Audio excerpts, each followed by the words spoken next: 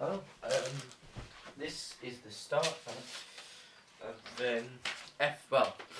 it's the start of section 2 of F581 for economics.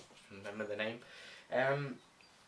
So for this sort of section, this is the start of the one section. I'm not going to do it all in this video, so it's pointless really. So we're going to go through demand, supply, what causes them to shift, price determination, which is just sort of combination of supply and demand, and then we're going to look at all the elasticities for F581. Now the first thing we're going to do in this video, we're going to start with a bit of basic demand. We're going to start off with markets and demand in this video because markets is too short really to do just in one video. It needs to be mixed with something else. Literally, in my book it's about a page, and really if you shorten it down to notes it's about half a page, so you can tell it's pretty pointless.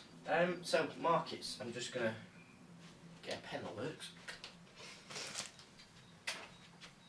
Markets.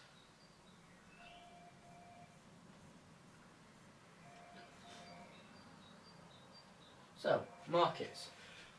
Well, what is a market? This is the first thing here. Let's just put it here. A market is something.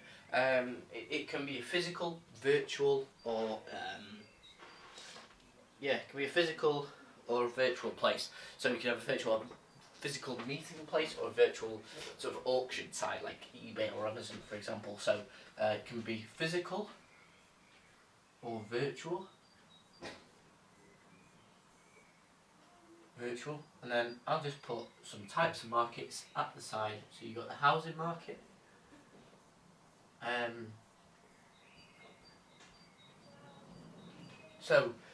just a guide to F582 here. This is really deep within the bowels of F582. So what I'm going to say now, it may not make any sense at all to people who are just watching this start F581. But if you're sort of the person who's already gone through F582 and just recapping F581 with these videos, you should know that so as I said, if you don't understand it, don't worry. If you do, you know it's great.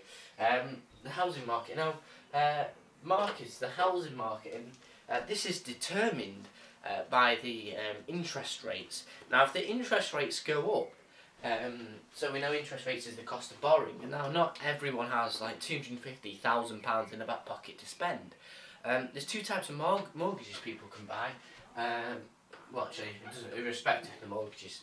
Actually, so the interest rates go up.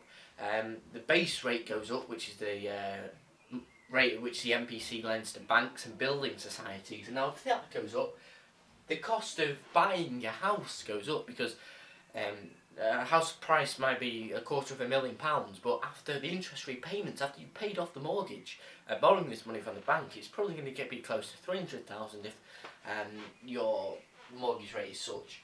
So if people aren't demanding the houses because they're living with their mums and dads and not wanting to buy a house, whereas some people may have bought two, they only buy one. It's a crisis for them, but so those are the demand houses. If you reduce the demand, again, this is a bit more F581 and 2, then you reduce the demand for something, then you reduce the price of it, because the demand curve shifts leftwards, because people aren't demanding the good anymore, the substitutes to stay with their mum and dad. So that's sort of a recap on that. I'm not going to draw the diagram for that because I hope you kind of understood that. But if you are doing F581 for the first time, then that demand thing I said there, with reducing the demand, we're going to prove that reduces the price in a minute. So, you've got the housing market and you've got the retail market. I'm not going to write too many on there because I just wanted to go over the housing market for people doing F582 again. So, let's rub this off. Pretty pointless getting it on, but I just wanted to give you a sort of brief idea of what we're doing. So demand, this is the main part of this video. Demand curve. just recapping it in the book, and then I'll explain it, so I don't need to keep rereading the book.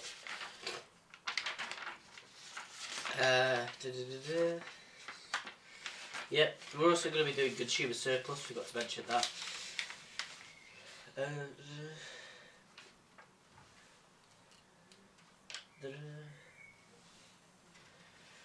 Yeah. Sorry, just give me a minute. I'm just recapping this in my head before I start explaining it to you. Yeah. Okay. So, the demand curve. So what I'm going to draw now is I'm going to draw a demand curve and explain to you. There's three things I was trying to work out what they were for. Just write them down on my page.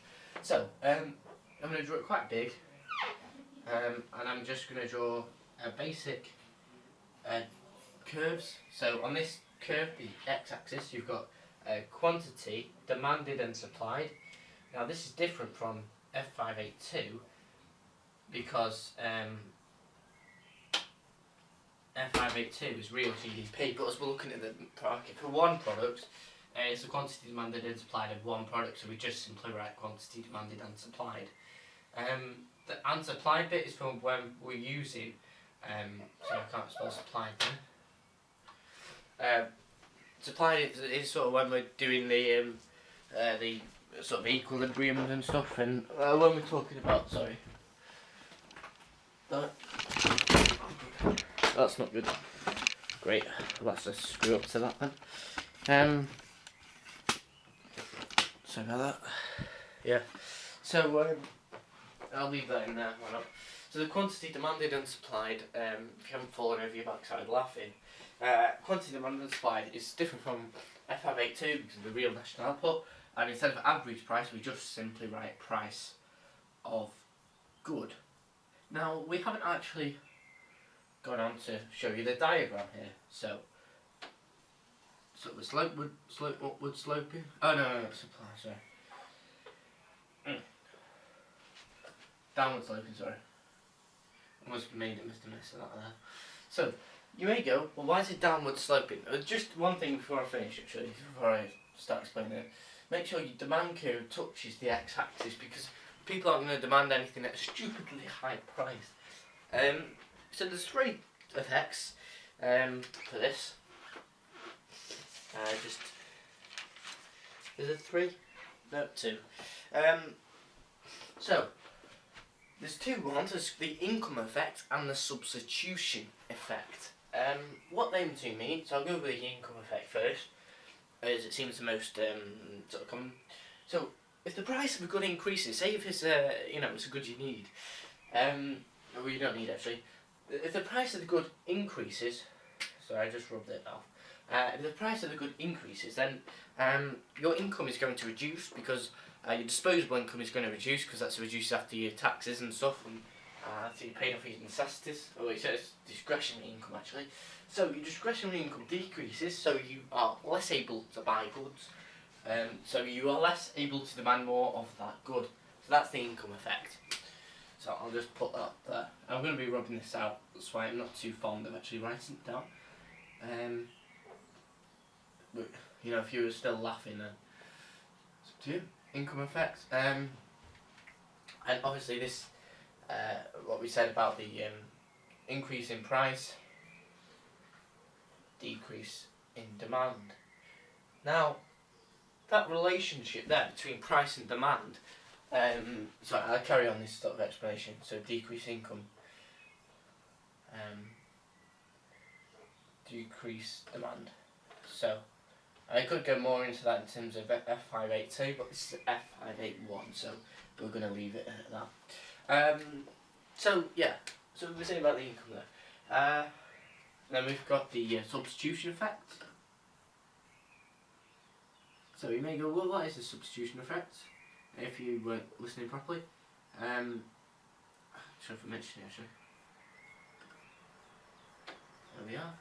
The substitution effect basically says if the price of the good increases, if there's some substitute for it. So if like, I don't know, for example, if the price of apples from Morrison's increased to £700, you wouldn't buy them from Morrison's anymore. That's why it's such a steep gradient.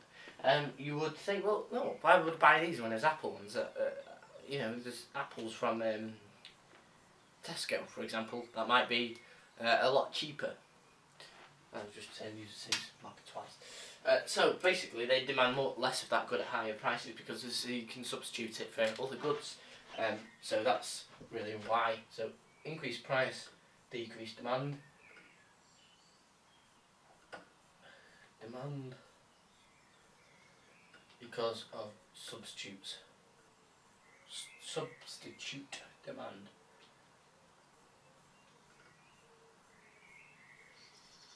Now we could use these two. Well, actually, the substitute effect is something we're going to do, which is cross-elasticity of demand. Don't understand that? Don't worry. It's not in this video. That's just something you need to know. You can relate that to cross-elasticity of demand if you're giving it in the question. Looks like you've read the rest of the syllabus. So you've got the income effect, you've got the substitution effect, and they're the reasons why the demand curve slows downwards. So the income effect is the price of the good increases, someone's income decreases, and the substitution effect is the price of a good increases, then people buy other goods. So that is your sorry, then I'm rubbing the curve off actually.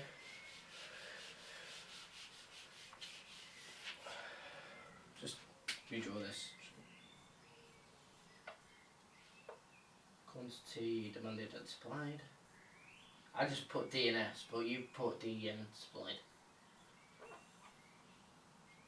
And don't forget to label your curve D, otherwise you'll get 0 marks. So we've talked about what causes the demand curve to slope downwards. Say we're given a price. Now I'm going to draw this in a different colour pen, so you can dictate it on the other one. See if this works. Yep. So, say we've got a price P, and this gives us a demand Q. So, and I'll label our equilibrium E, because that's where the price of the good equals the quantity demanded of the good. Say if we want to, there's two types of things we can do. We can change the demand for the good, and we can change the quantity demanded. Now, changing the demand for the good means we're changing the demand at every price level, so we shift the curve. However, if we change quantity demand, we change the price. So I'll show you them two now, and I'll explain why the demand curve shifts. So, say a lower price, Q1, P1. Now we were looking at that inverse relationship that gives us an equilibrium of E1. We were looking at that inverse relationship between price and demand, and as lower demand states, if we increase the price of a good, we decrease the demand. I'll just draw a higher price and show you the demand is less. You can draw this as many times as you want, and you will see the lower demand always states that if we increase the price, the demand for the good falls Q2. And obviously it's dependent on magnitude, but so you've got three equilibriums there. So if we increase the price, we decrease the demand, and if we decrease the price, we increase the demand. So if we increase the price from P to P2, we move to equilibrium 2 from E1, E. This decreases the demand because less people are able to afford it, the income, and there's more substitutes. So then two effects take place. This causes the demand to reduce from Q to Q2, and similarly, if we reduce the price from P to P1, we increase the quantity demanded from Q to Q1 because of the increase in more people buying it from other substitutes, and people have an increased disposable income, as we were talking about before. So a discretionary depends on what kind of necessity it is. So there the sort of change in price. Now we talked about the shift. Now the shift is caused by a change in the quantity. What it's caused by is defined as the change in the quantity demanded of a good or service. So I'm not going to write the axes on again. So this is the original curve at D. We're going to shift it to D1 out here.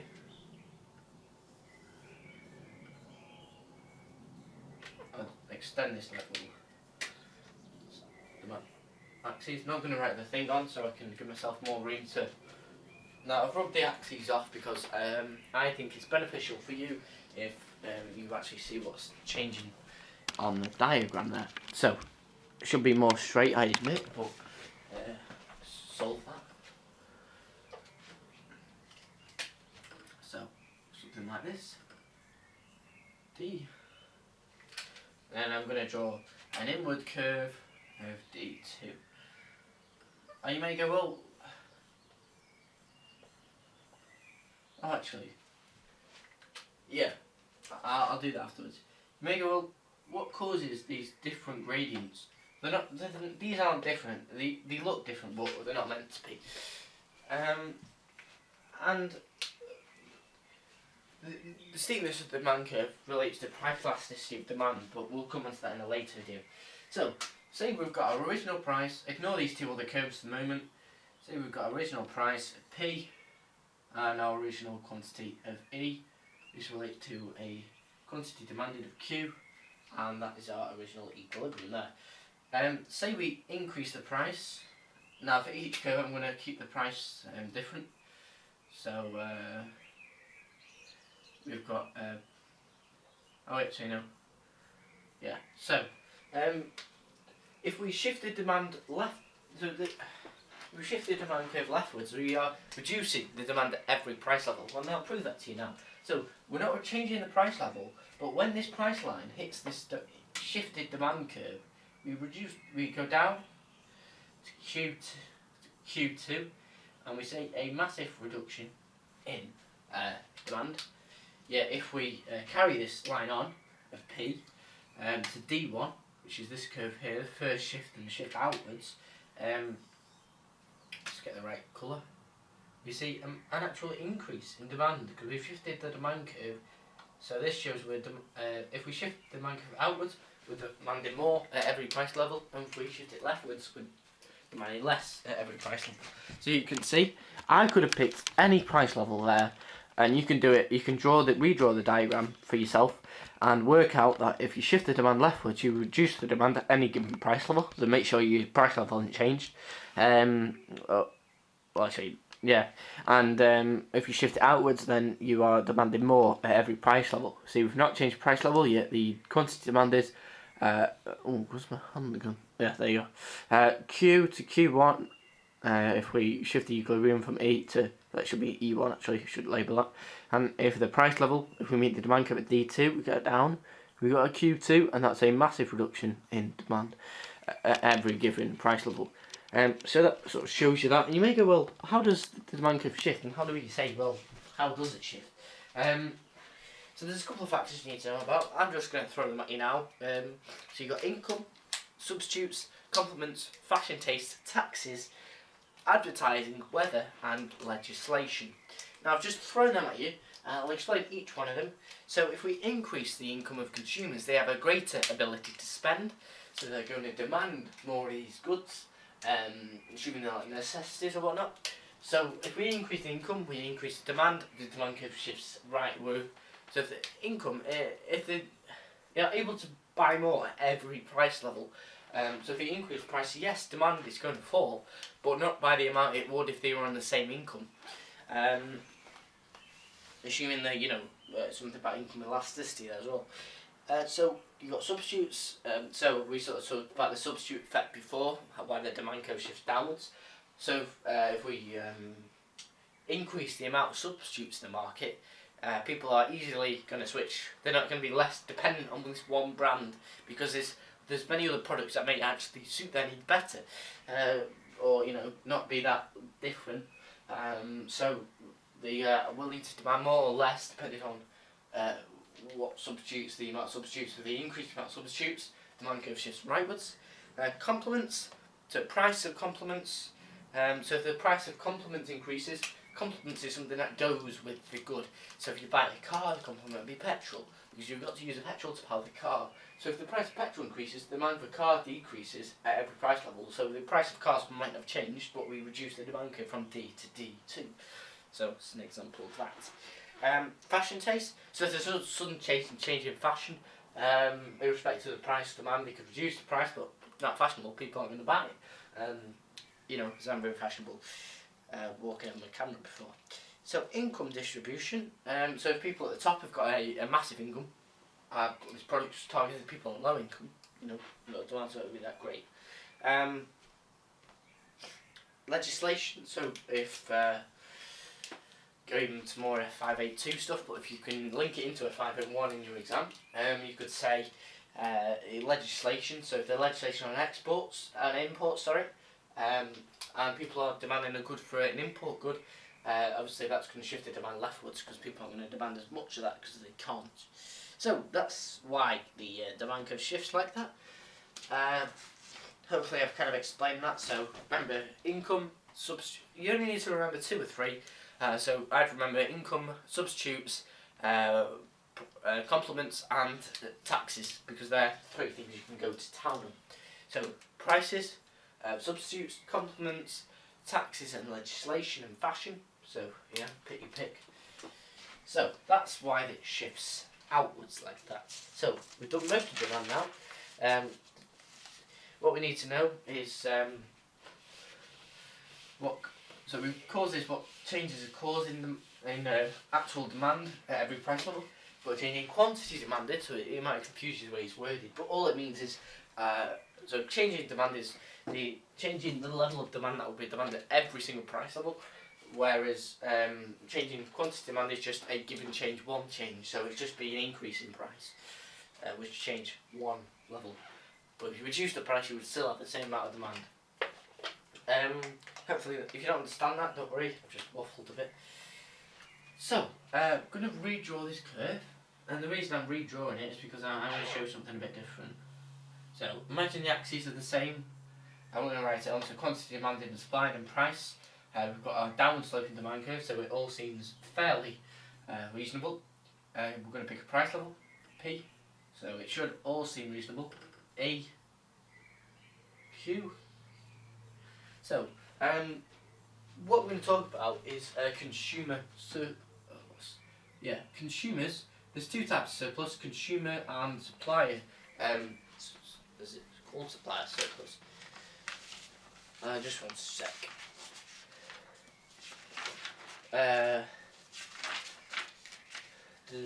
Be a second. Yes, supplier surplus. This is the consumer surplus, so it affects these consumers, so they demand it. So, consumer surplus, what is it?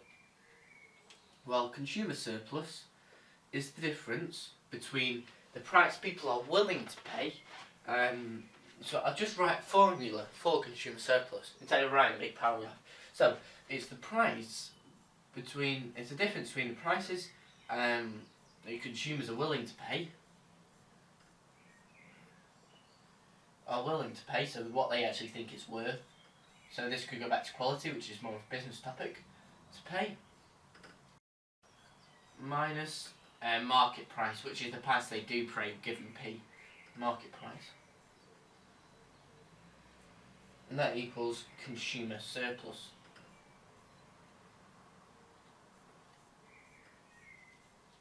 So, if you can remember it in the formula format there, I believe that's a lot better than trying to remember it word for word, as you can sort of avoid the key sort of errors that people make in wording it. So remember, it's a price consumers are willing to pay minus the market price. So how do we show that on this diagram? Well,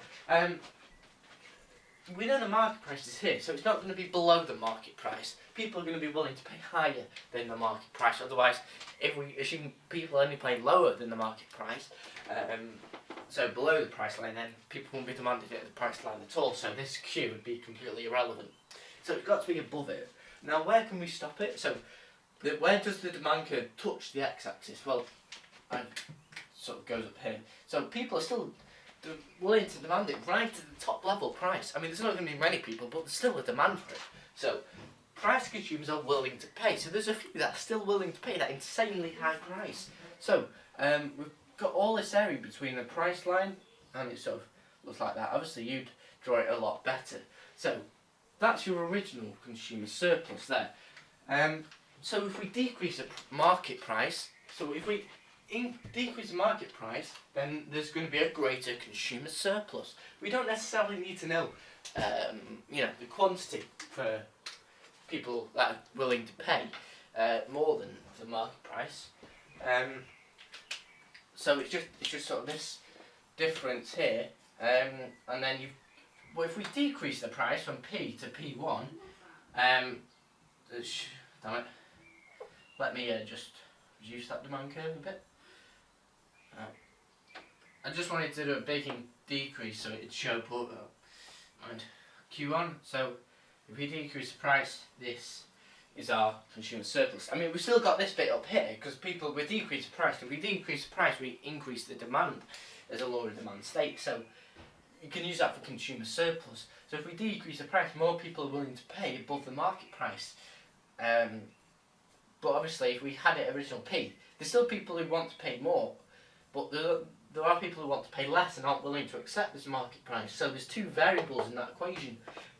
So you can sort of imagine that. Hopefully that's the last bit of demand for F581. So just to go over that recap, I'll leave that on the board. Just a few touch mementos. So for the end, we've got the change in quantity. The demand curve sort of goes downwards, shifts downwards because the income effect and if we increase the price, people's incomes decrease, so people can demand less of that good. And the substitution effect says, if the price of a good increases, people are more willing to buy substitutes, so the demand for substitutes increases. Then we have, why does the demand curve, what causes, so the change in quantity demand is caused by a change in price. Change in demand is caused by a shift in the demand curve, and a shift in the demand curve is caused by taxes, population size, changes in taste, the sort of fashion, substitutes and complements, and then we've got consumer surplus, which is on the board there. So, the consumer surplus difference between the market price and people are willing to pay. Take away the market price, and that's the consumer surplus. If we decrease it, we increase the demand, so we increase the consumer surplus. Hopefully that sort of explained it to you. See you next video.